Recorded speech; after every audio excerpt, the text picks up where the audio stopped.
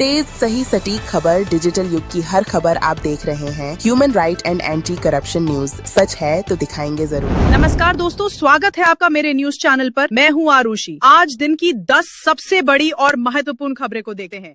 उत्तराखंड में बादल फटने से तबाही। उत्तराखंड के चमोली जिले के थराली कस्बे में देर रात बादल फटने की घटना हुई, जिसके कारण टूनरी गदेरा में अचानक बाढ़ आ गई। मलबा तहसील परिसर में घुस गया और कई घरों को भी नुकसान पहुंचा है। मलबे में कुछ वाहन दब गए हैं और एक युवती के भी फंसे होने की आशंका है। धराली सागवाड़ा मार्ग भी बंद हो गया है। बचाव कार्य जारी है। मुख्यमंत्री पुष्कर सिंह धामी ने इस घटना पर दुख जताया है। मौसम विभाग ने अगले 3 दिनों तक राज्य में भारी बारिश का अलर्ट जारी किया है। पटना में भीषण सड़क हादसा। बिहार की राजधानी पटना में शनिवार सुबह एक दर्दनाक सड़क दुर्घटना हुई, जिसमें 8 लोगों की मौत हो गई और 4 अन्य घायल हो गए। यह हादसा शाहजहांपुर के दनियावा हिलसा स्टेट हाईवे 4 पर सिगरियावा स्टेशन के पास हुआ। एक हाईवा ट्रक और ऑटो की जोरदार टक्कर हो गई, जिससे ऑटो के परखचे उड़ गए। मरने वालों में 5 महिलाएं भी शामिल हैं। ये सभी लोग नालंदा के हिलसा थाना क्षेत्र के रहने वाले थे और गंगा स्नान के लिए फतुहा जा रहे थे। घायलों को पीएमसीएच भेजा गया है। क्या घटना हुई है? ट्रक वाले को मार करके भाग गया अल्ट्राटेक सीमेंट फैक्ट्री में। पटना जाने के क्रम में गंगा स्नान के लिए जा रहे थे। कब घटना हुई? सुबह 6 बज के कुछ मिनट। कहाँ के रहने वाले लोग हैं? मलामा के रहने वाले लोग। कितने लोग मरे हैं? करीब 8-9 के करीब। और घायल कितना है? बाकी 4-5 घायल है। 5 जो थे वो बाकी सब एक ही टेम्पो पर थे? सब एक ही टेम्पो पर थे। एक ही परिवार के लोग, गांव के लोग? नहीं, अलग अलग परिवार के थे, गांव के लोग थे। किसकी लापरवाही है? ये लापरवाही ट्रक वाले की है। ट्रक वाला मार दिया। वो बाया साइड से जा रहा था फतुहा की तरफ और उधर से पटना से ट्रक वाला आ रहा था और दाहिना चढ़ा करके गया और मारते हुए निकल गया सीमेंट के अंदर। उसका ट्रक का नंबर है 2504। अभी तक प्रशासन की तरफ से कोई मदद हेल्प नहीं मिला है, ना वहाँ कोई गया देखने।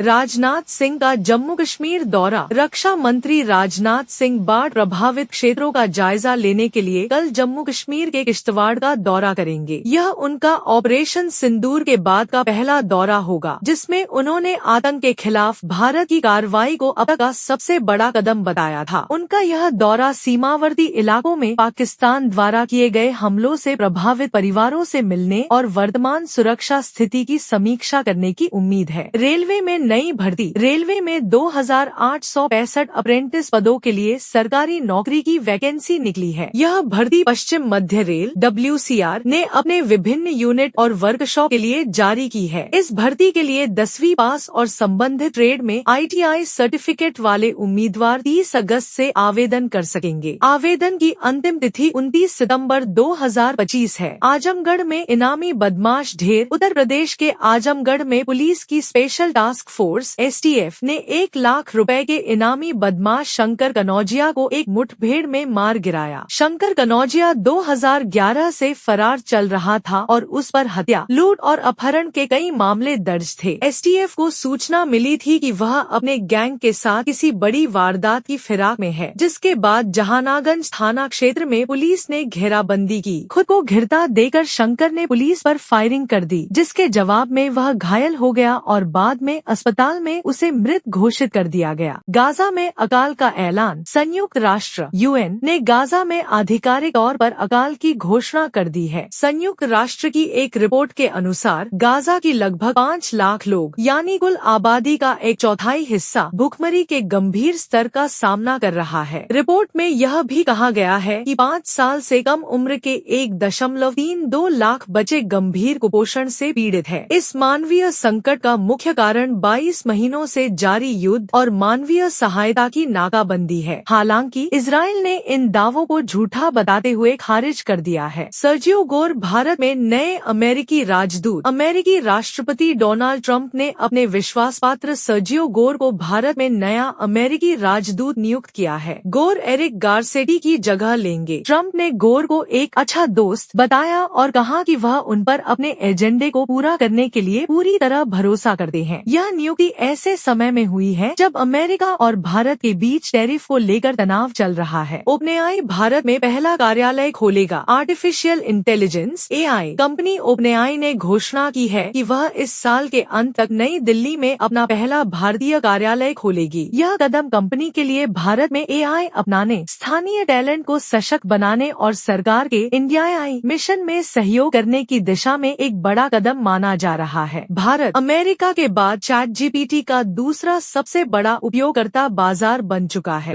रूस और यूक्रेन के बीच युद्ध अभी भी जारी है। हाल ही में यूक्रेन ने अपनी नई फ्लेमिंगो क्रूज मिसाइल का खुलासा किया है, जिसकी रेंज 3000 किमी तक है और यह मॉस्को सहित रूस के प्रमुख ठिकानों को निशाना बना सकती है। इस बीच रूसी राष्ट्रपति व्लादिमीर पुतिन ने सरोव शहर में एक परमाणु अनुसंधान केंद्र का दौरा किया है। यह कदम इस संघर्ष को और अधिक खतरनाक मोड़ पर ले जा सकता है। पूर्व अमेरिकी राष्ट्रपति डोनाल्ड ट्रंप ने कहा है कि वह 2 हफ्ते में इस युद्ध को लेकर एक बड़ा फैसला लेंगे और दोनों देशों के नेताओं को एक साथ बिठाकर बात कराना चाहेंगे।